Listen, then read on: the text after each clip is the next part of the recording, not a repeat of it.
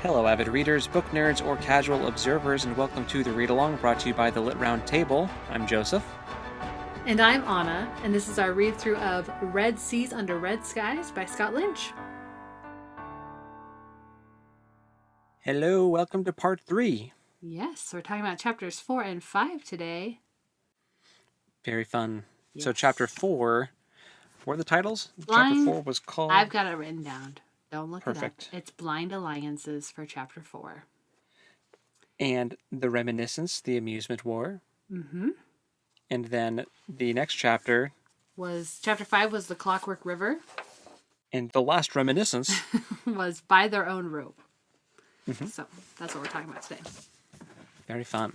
We have kind of developed a pattern where Locke gets pulled away from Jean to talk to Requin, and then after they reconvene, they get attacked and dragged to Arkan. This is the second time it's happened.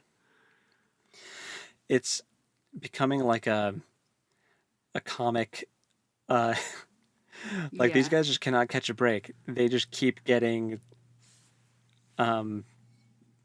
set upon by these randos every time they meet with Requin. He's such bad luck for them. They need to just give up on this. And I know. And it's not even like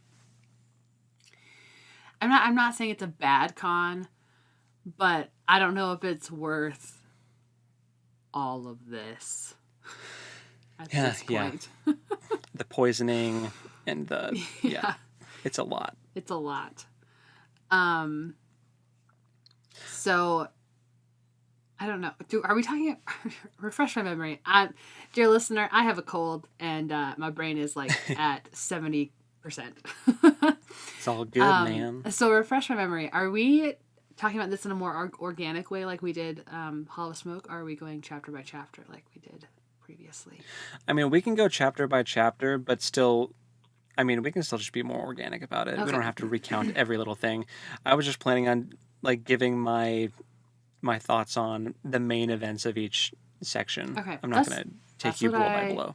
That's what I thought we were doing, but then I was like, I should make sure before I start just going hamster. And by hamster, I mean sporadic all over the place.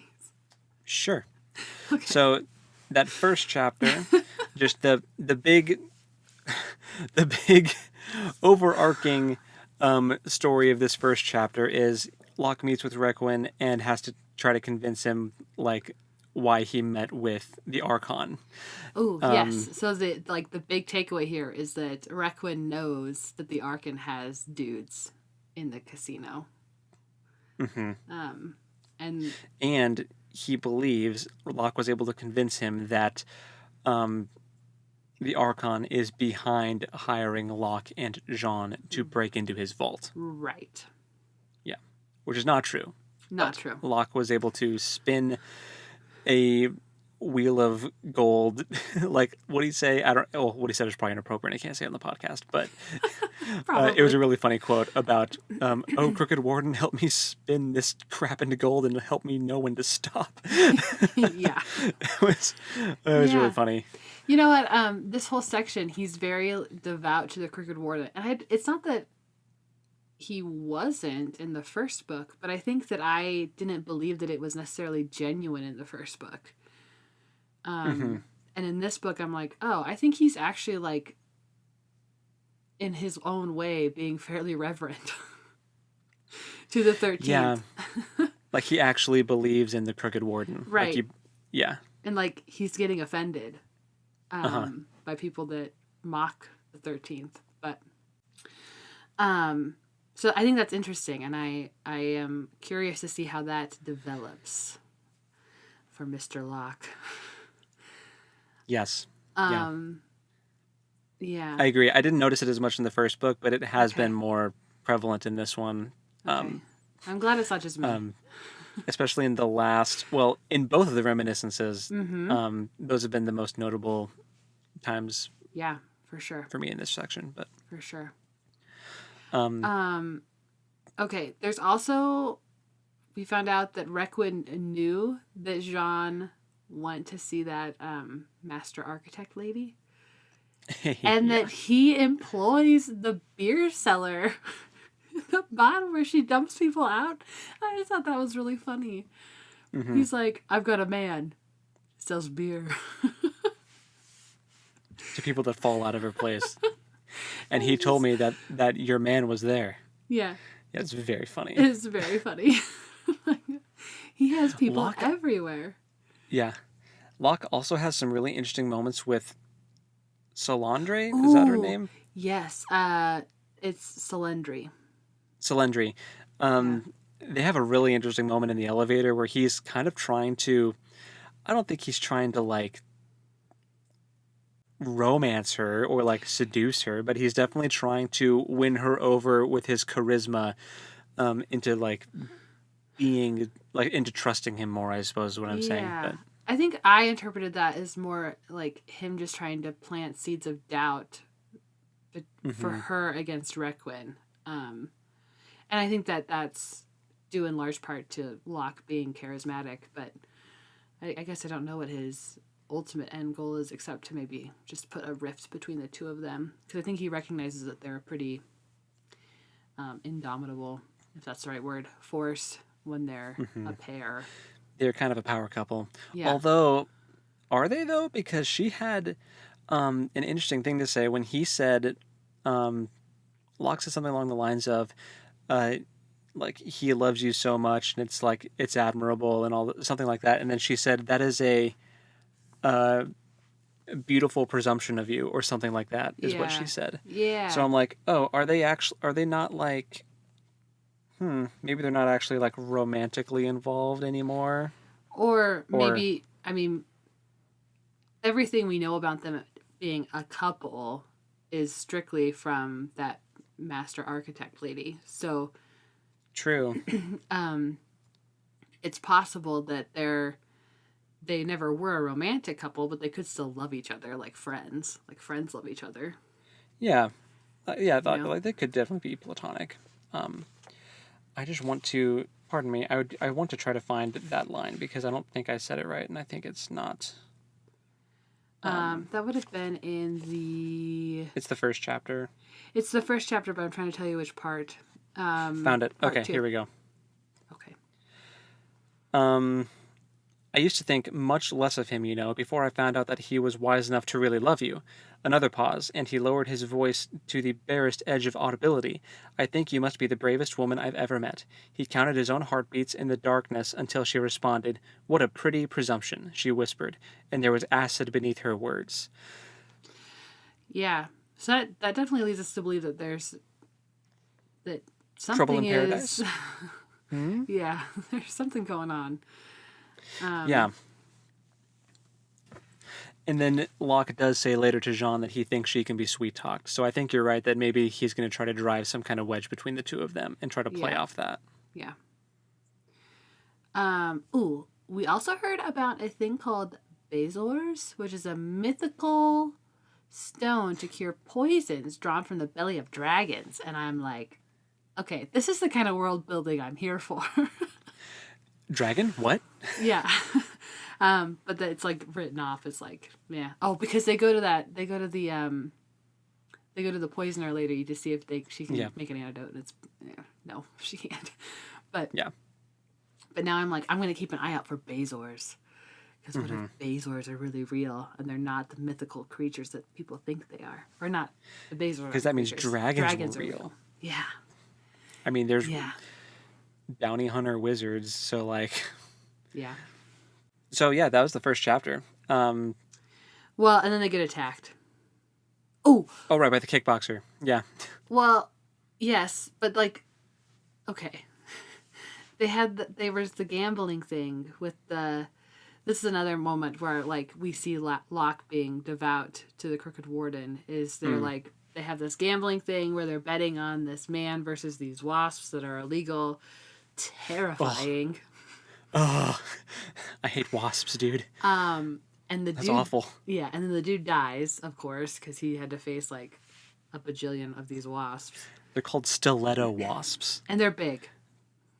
They're not like Which, our size wasp. They're like big wasps. it's funny either way you think about it, because in their context, a stiletto being like a thin dagger, Yeah. but also being just like a heel with like a really like narrow spike, like a stiletto heel, you know? Well, they're called stiletto heels because they're like a...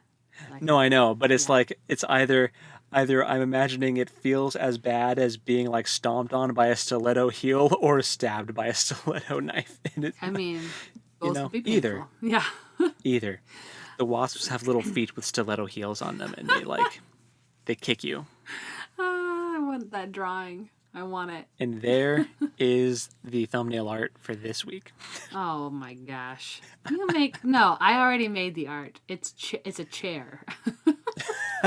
That's fitting. Because we're going to get to that. Because this chapter alluded to chairs. Like, they talk about the chairs, and then we find out a lot more about the chairs. But still not enough about the chairs. No, still not enough. But anyway, the dude dies, and then Locke is like, I'm going to go, because he lost money on this, and he's like, I'm going to go pour my drink on him, which I thought was rude.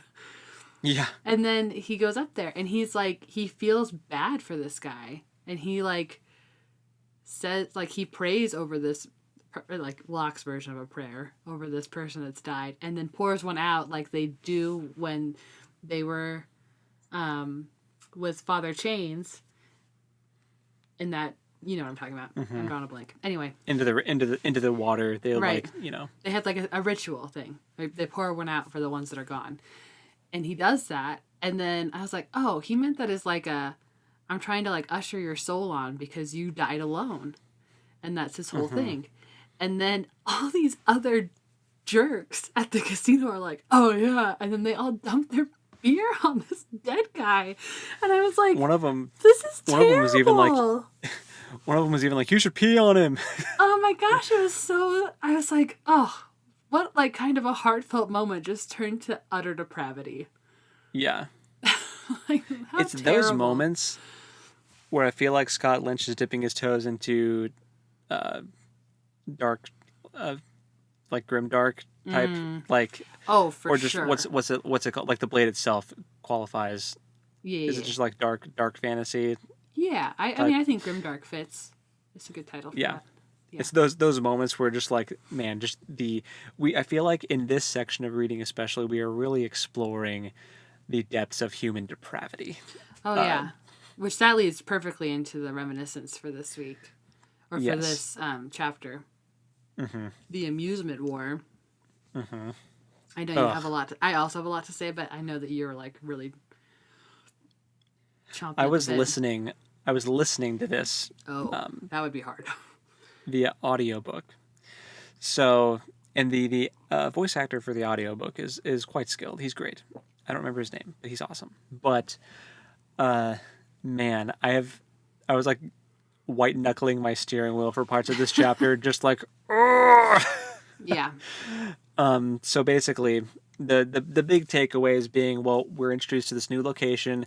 Little setting dump in the beginning just to introduce us to this new place. He does show up to he's there for a reason. He's ordering chairs. Yes, and I just want to say the setting dump for this not as bad. Wasn't as So maybe you're just getting used to it.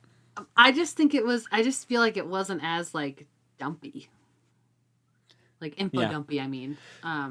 As earlier. The information seemed more useful. Yes. I would say. Yes. There's some information that I think as readers we just don't necessarily need to know. Right. But like it's a volcano. The Mount Azar is a volcano, and I was like, is this guy gonna explode like Vesuvius? Yeah. One can only hope after we just read. Oh man, I hope this place gets Pompeyed so hard. After all the poor people get to leave. Yes. But yes. Oh man, no chapter in a long time. I have not had a chapter in a fiction story make me just want to scream "Eat the rich" at the top of my lungs. But yeah.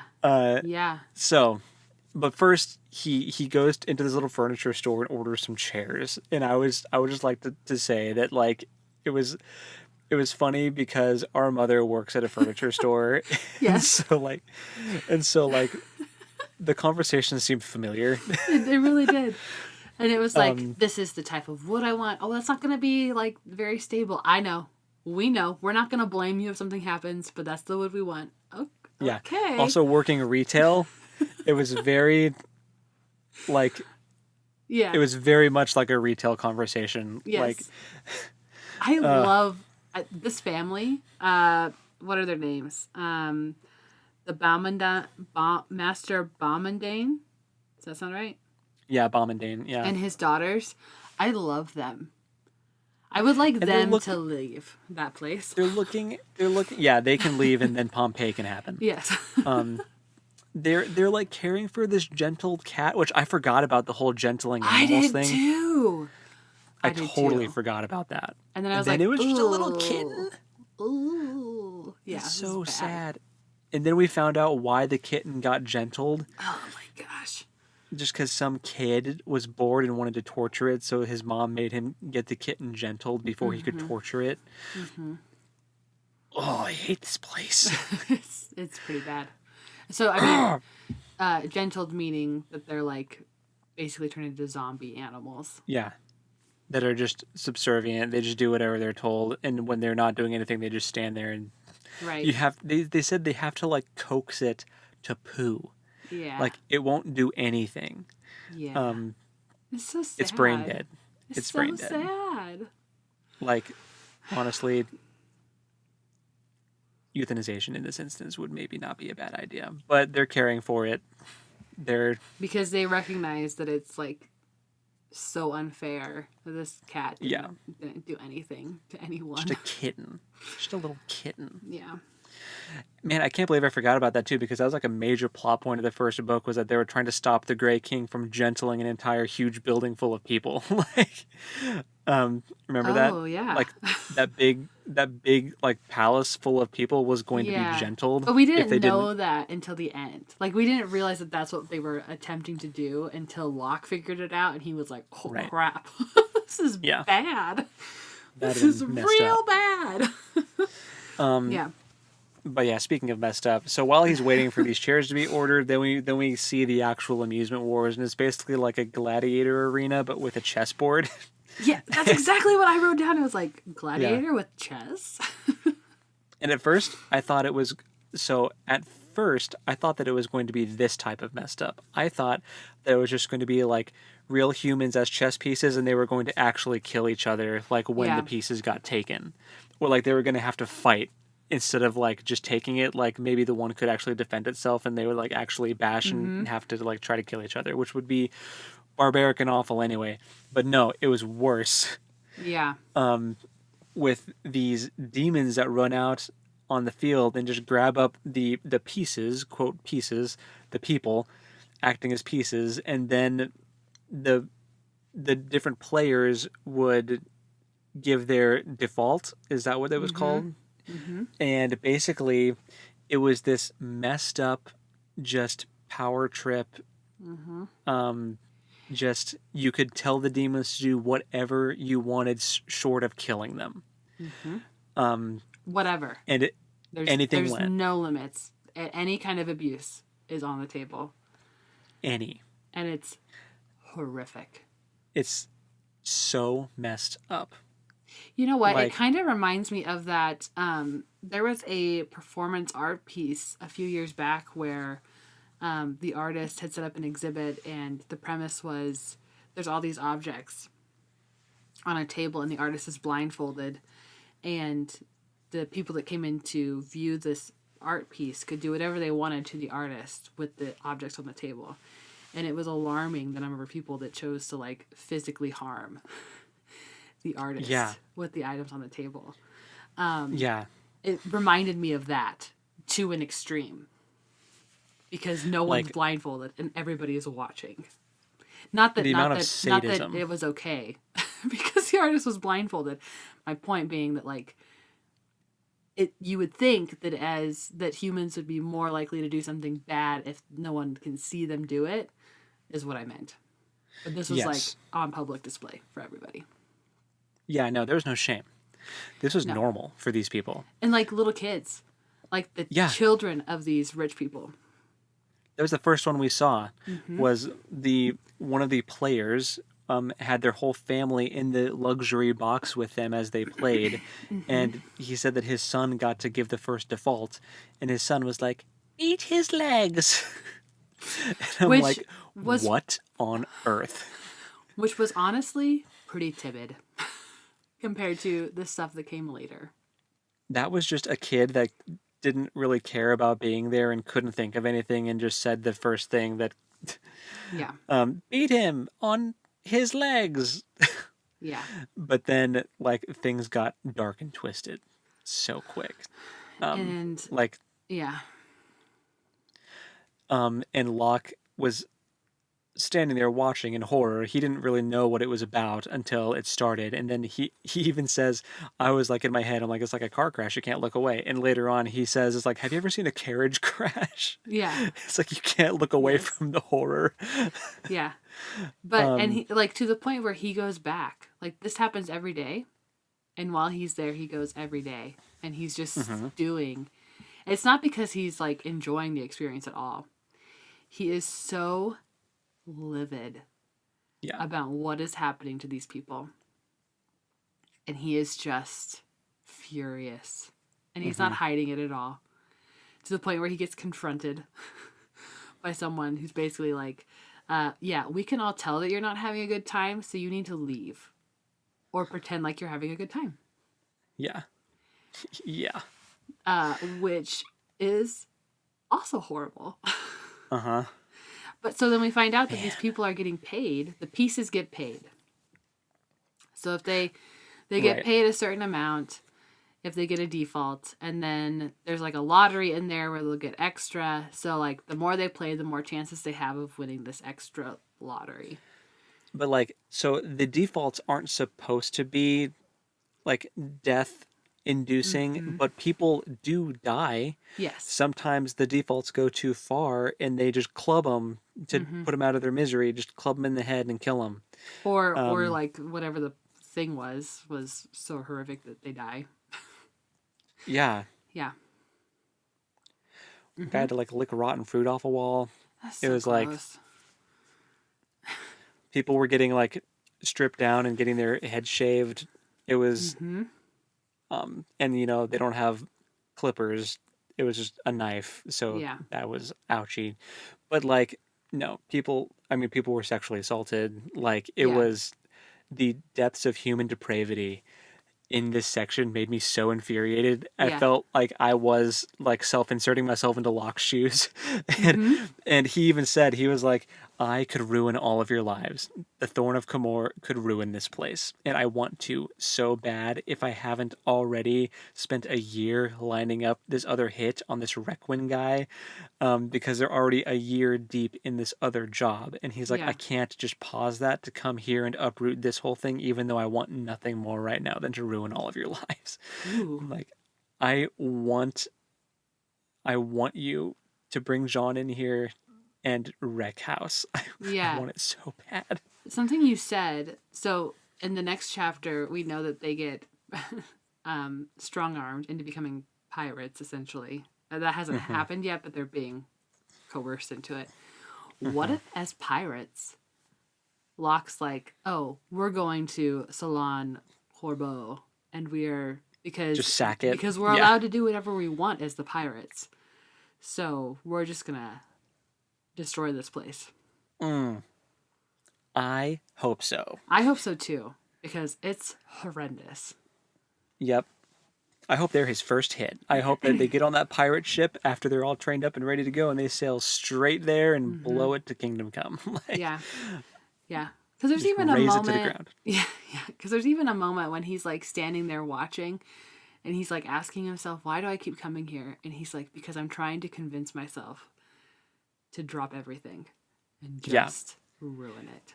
He wants to so bad. Yeah.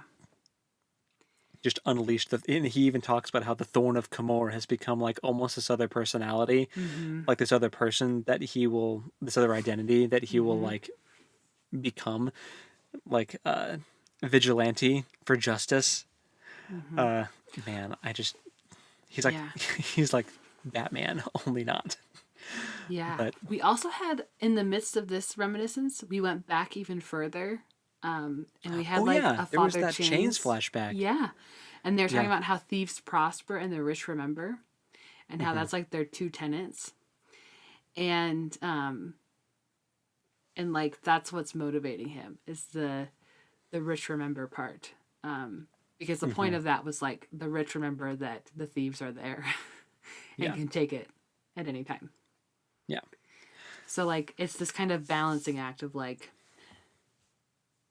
I mean, I'm not saying that like Father Chain's moral compass is like straight and narrow by any means, but the idea that like we're thieving so that the rich don't get too big for their britches. Yeah. So. And then he does end up having to leave. He doesn't do it. He doesn't go crazy on the amusement wars. Yeah. He leaves and he says, he gets his chairs and then he says, thieves prosper, and then he leaves. Yeah. So, okay, the stupid chairs. Yeah. I'm so annoyed because it went into so much detail about like what they're supposed to look like. And then he's like, and then I need this extra thing included. But they don't tell us what the extra thing is. But he like explains it away that like whoever's supposed to get these chairs wants them to be like flame retardant or something. Yeah. Yeah. So I'm like, what is it? What what is the mechanism that they had to build into these chairs? I don't know. I'm very curious. Me too. And now I feel like it's going to be forever before we get to find out. Because our boys have to go on a boat for 2 months. So, we've been talking about how they have to become pirates now. That's the next chapter. They get, they got rescued from the kickboxing assassin. Yeah. By one of the Archon's people. Moraine? That's not her real name. That's just the name that she gave them. What she's going by. And he takes them on a little boat ride through his artificial forest with his artificial sun and sky. Basically just a big power move. Well, on his artificial river. Like, yeah. All of it. With an artificial current. And then he's like talking about... This chapter was very politics heavy, which is not my favorite. Yeah. But they, I mean, the sheer magnitude of the river and this like forest that they go into, and like he explains that there's all these people that have to man this forest so that it can do what he wants on a whim. So he like gives the command to have the wind blow. And so then he explains that all these people had to like make the leaves rustle, and because it's all fake, just like the bugs in his tower thing. So there's a really interesting conversation around magic and the Bonds Magi, and we find out that he's got like a real grudge against the Bonds Magi because they basically made it so that no one else could have magic, and that included what did he call it? Is it the art of illusion? Oh, just sorcery. I don't know. So it was something specific that like this area apparently really liked. But because it was close enough to magic, the Bonds Magi were like, no, you can't have that. And it makes him mad. But I mean, this whole thing, him trying to show like how far they've gotten with just the artificer work. And like, oh, it took 60 people to make this current, and it took another 50 people to make the trees blow in the wind. That sun is fake. Like all this stuff. Yeah. Was just, to me, just one big power trip. Like this is me showing you that I can literally move heaven and earth, and you guys belong to me. It was just one big like, you're under my thumb now. Do you know what it reminds me of? Just a little bit. Elon Musk. This feels like something that Elon Musk would do. I'm going to picture Elon Musk now whenever they're talking to the Archon. I'm sorry. Oh, man. But don't you think? It's kind of true, though. Yeah. I mean, except that, like, he has huge hubris, and he is very, like, pro-industrialization, right? Because that's essentially what he's saying. Like, yeah. This, right now, like, 50 years ago, this wasn't even possible. Now it takes this many people to do this. What if in 10 years it only takes this many people? And in 20 years, it only takes this many people. So he's like innovating, which is impressive. But that all is dependent on him being able to maintain this balance with the other powers in the city. Yeah. And they all have like forgotten that he like got rid of the pirates. So He now just wants more. Yeah. He wants more power and influence. And he needs drama. Yeah. So he wants Locke and Jean to become pirates. Which they're not super keen on. No. Because Locke we've never sailed. Locke is super prone to seasickness, so it's bound to be fun. But yeah. But the Archon is like, don't worry, I'll have like a sailing master there. He'll give you all the instructions. You're going to have training. It's fine. But it's like you're putting the Requin plans on hold, and now we're never going to know what those chairs were for the Requin job. Right? I know. I'm like, I just want to know what these stupid chairs are. It's killing me. But anyway, so yeah, he wants more power. He wants them to become pirates so that it can scare people, and then he can muster another huge navy. Yeah. Yeah. Power hungry, huge ego. Typical big bad evil guy, you know? Yeah. But at the very end of this chapter, we find out that Moraine is working for someone else. So who is the person that she's working for? There's a third party involved with this, and we don't know who. Yeah. It's probably the Duke of Camor, who wants... Oh my gosh. The Thorn of Camor dead. I mean... Maybe, I don't know. Maybe. I think that the boys would recognize her, though. Not, like, recognize her, but they would notice something about her as Camori. Yeah, I don't know. Unless, I mean, she's really good. Maybe she's actually Sabitha. That'd be hilarious.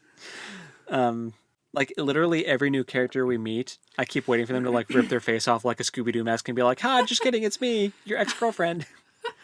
Like in the next section, in the reminiscence, where, so, the Cliffs of Insanity! We were joking about that before this, that it had major Cliffs of Insanity vibes from Princess Bride. Yeah. I love it. For some reason, part of this Requin job involves them, like, rappelling down a cliff. We don't really know why yet. But, or no, I guess actually no, they're training to climb the Sin Spire, right? Is that what? Or maybe to get think down they from mentioned. I think they mentioned that. Yeah, something about they're going to end up having to rappel down the Sin Spire, but while they're doing this just random, this rando shows up and he's like, "Hello, gents, I'm going to steal your things and cut your ropes and kill you and steal your coin purses." That's what he sounded like, a Cockney, like in the audiobook. And they're the like, mask off. Just kidding, it's Sabitha. No. And they're like, "No, let us up and we'll just like give you our purses." And he's like, "No, it's easier to just go collect it when you're down there at the bottom of this ravine." Yeah. It was a very comedic exchange. It was very funny. It was very entertaining, for sure. Yeah.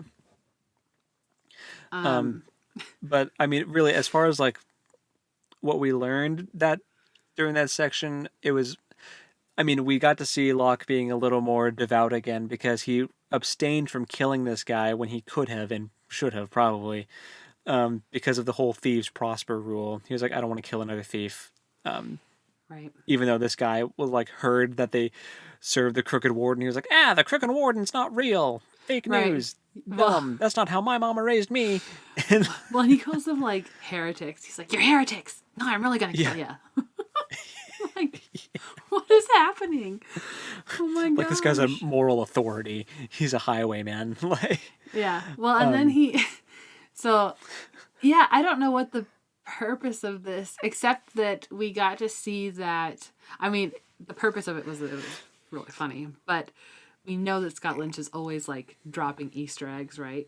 So I think the only thing that it could be is like while they're rappelling, Sabitha comes up, and like Locke genuinely has like a really like positive like memory of her. Oh yeah, he pines after her hard. Well, yeah, but normally he's like, I don't want to talk about her. Yeah. But he like started it this time. And then Jean says that he's good with Locke now. Like they're on good terms now. So like they finally mended that bridge, which I think was probably the main point of this section. Yeah. Now we know that they're good. And now they have this random dude who they can call upon for help because Locke made him swear that they could call upon him for help if they needed. So that's probably going to come back later too. Yes, no, probably. But yeah, and again, Locke was like really in defense of the Crooked Warden and was like, yeah, I am his like priest, so yeah, you owe the Crooked Warden now, and he is real. And the guy's like almost like, because the guy falls off the cliff, and then it's just a comedy of errors all the way through. But and either Locke was going to kill him or they were going to save him, and they saved him. But yeah. Very funny. Very funny.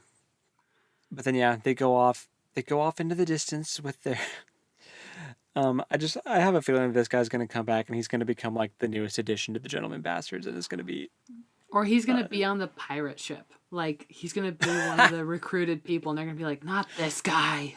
Yeah. I just feel like he's going to come back and he's going to be like the new comic relief character. Like, yeah.